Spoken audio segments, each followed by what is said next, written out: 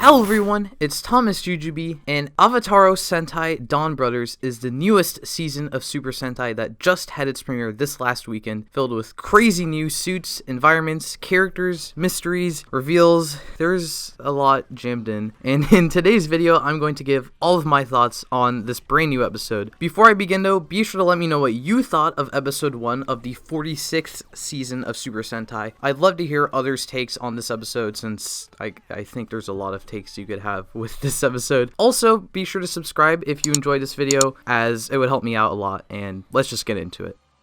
The thing that really struck me about this episode is how strange it felt. Not in a bad way, because I love Super Sentai and this was a fun episode of Super Sentai, but it was a very unique episode of Super Sentai that in some cases didn't even really feel like Super Sentai. While the episode starts with Taro's backstory and we check in on him later in the episode, we don't get to see him as the Red Ranger and leader of the Donbrothers transform in episode 1.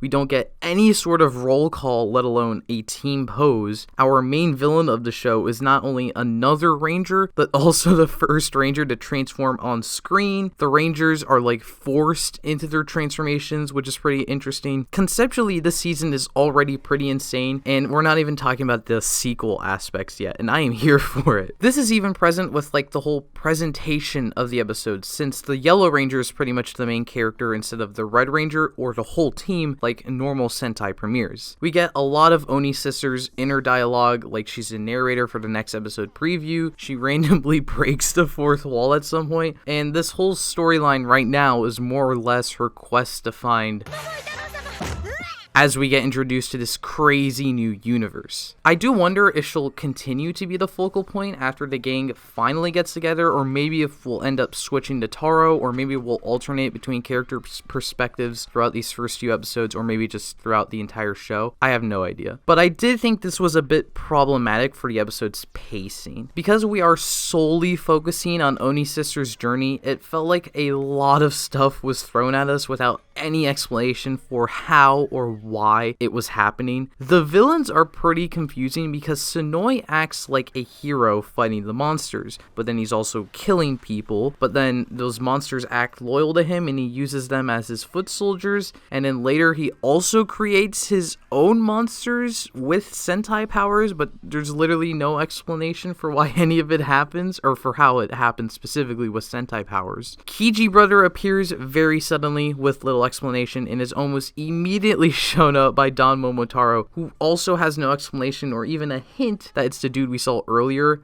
that we also just never see again in the episode. On one hand, I know it's the first episode. The point of the episode is to get you interested in watching the rest of the show, to get the explanations for everything. So I guess that was successfully accomplished, because I am going to keep watching the show because I do want to see what the explanations are, but it just makes this episode feel incomplete. The fact Haruka is transformed multiple times and traverses through this digital world, but we don't learn how or why she randomly got a pair of glasses stapled to her face to summon the gun, or what this world she's able to see with the glasses are called, or the relationship between this world and the monsters. All of this feels like vital information to the first episode, but we don't get anything about it, and it just makes things a little bit confusing. I guess it's up to you whether or not it's a good thing that you want to keep watching the show so you're not as confused about what's going on, rather than, you know, like mysteries gripping you, I guess. My only other big problem with the episode is Don Momotaro's laugh. Not even the character. I think it's kind of fun how like bombastic he is. I just think his laugh is really annoying, and I'm not really looking forward to hearing it, most likely for over 40 episodes.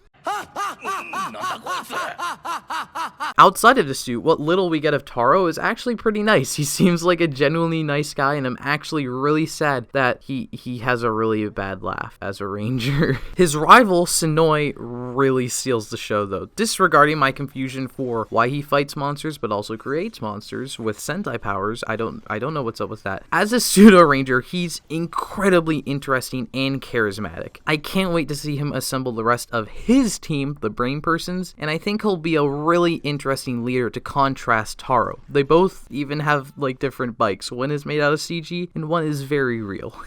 I also can't wait to hear the morph jingle. His morph jingle, more often. I wasn't expecting it to be that cool, but it is really cool. So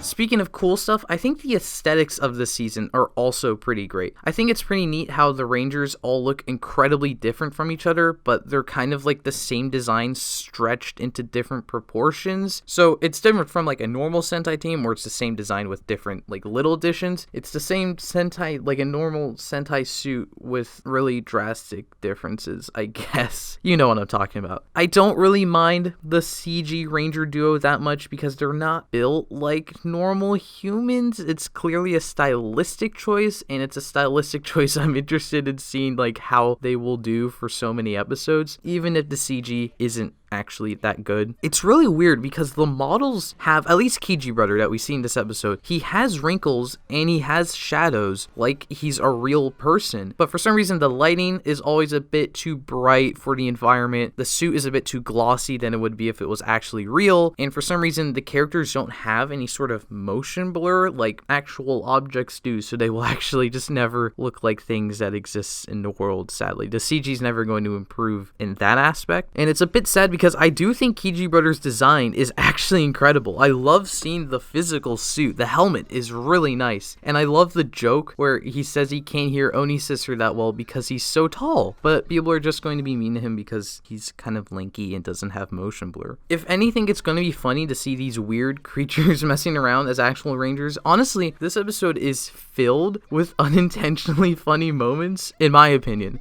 The bit where Sonoi kicks Oni's sister after she's pledged allegiance, or the implication that adding nails to a ping pong paddle makes it more powerful, is just how? Why?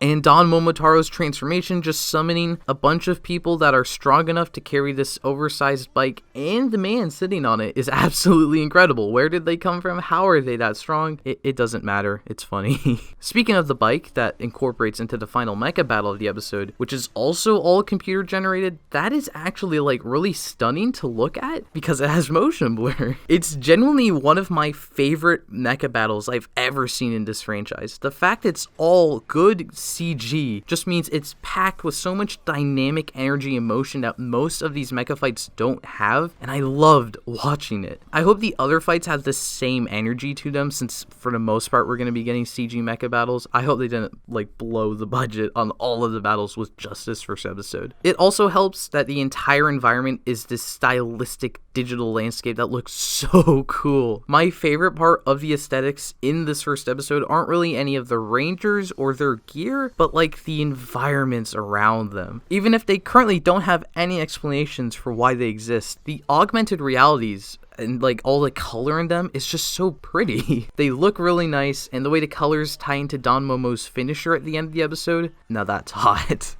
Definitely a highlight of the episode. But my favorite part of this episode, and what I'm most interested in going forward in Donbrothers, is Zenkaiger Black and the connections to Kikai Sentai Zenkaiger, which I've recently done a review on that you should definitely check out. All Zenkaiger Black really does is summon Juran for Don Zenkaio, but there's this mysterious vibe he gives off the whole time he's on screen. Even in the few moments we see him unmorphed, the few lines he delivers just have this edge to them that's like cuts right through the tension of the not the tension, I don't know the correct phrase to use here, but it's like he sounds cool when he says his stuff. I'm really interested in the nature of his relationship with Don Momo. Like, is Don Momotaro aware Zenkaiger Black is assisting him? And if so, is he aware that the coffee shop owner is Zenkaiger Black? And also, does he know the monsters drop Sentai gears? Why do the monsters drop Sentai gears? Why is Zenkaiger Black trying to collect said Sentai gears? Why does the Ryu Soldier gear have the Zenkaiger symbol on the back, but also the copyright information that the candy toys have? Very exciting stuff. These are like the unexplained things that like I'm expecting to be explained later in the show, not stuff that's like feels missing from episode 1. But also like the concept of Zenkaiger Black is insane. It's literally a character who uses the previous season's changer and the previous season's gimmicks in order to combine the main robot of this season, which actually debuted in the previous season as a crossover mecha with this season's bike and last season's mecha character that that is not a mecha character anymore. Even the music that plays in the battle for Don Zenkaiger debuted alongside Don Momotaro in Zenkaiger, which is just another crazy concept that is just actually happening. We were told that Donbrothers would be a sequel to Zenkaiger or a continuation of sorts, and as crazy as what I just said is, right now it's pretty surface level stuff. The aesthetics don't really need to be evolved from Zenkaiger, like the gears and stuff. And we've been told that Zenkaiger Black is just an alternate universe Kaito, so theoretically it's not really a Zenkaiger character. So it's pretty up in the air how this will be a sequel to Zenkaiger. There are a couple ideas going around. I personally have two big ideas. First one is this world could be some kind of anomaly in the multiverse that was created as a result of the events in Zenkaiger. Maybe it was created like the very moment Kaito used the Donbrothers Sentai gear, and it's some sort of pocket universe within the Zenkaiger universe, maybe like within the gear, like a Toji gear, and that's why everything has Zenkaiger elements in the shape of that special Sentai gear, while Zenkaiger Black is like a manifestation or remnant of Kaito, the person that created this world unknowingly. Or my other idea is that maybe this world was created by a different Kaito that was creating so many worlds with no purpose, but after the finale of Zenkaiger had a new idea for a new universe, one where Kaito's parents were never captured by the Toji Tendo. So the reason everything is Zenkaiger-esque is because it's technically like the same world, but it's following a different timeline of events, and the people and technology take a different route of evolution. Until we find out how these two drastically different universes are connected, I hope Zenkaiger Black will just continue to be badass. He's making saying goodbye to Zenkaiger hurt a little bit less, especially with the prospect that he can summon the other Zenkaigers. This sort of opens the door for the possibility of a pink dragon could make an appearance